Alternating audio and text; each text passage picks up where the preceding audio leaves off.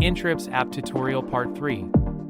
How to deposit USDT. Step 1. Click Deposit.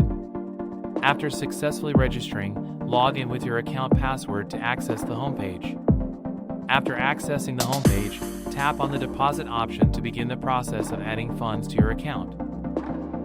Step 2. Choose USDT. Choose USDT for cryptocurrency deposits.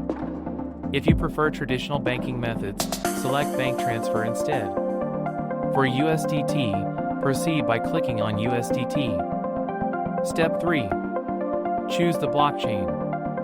Select the blockchain network you will use for the deposit, TRC20, TRON, or BEP20, Binance Smart Chain. Ensure you match the blockchain type with your USDT to avoid transaction errors. Step 4. Transfer. Copy your unique deposit address provided by inTrips. Make sure you selected the correct blockchain network. Transfer the desired USDT amount, minimum of 30 USDT, to this address. Thank you for your attention. Download the inTrips app.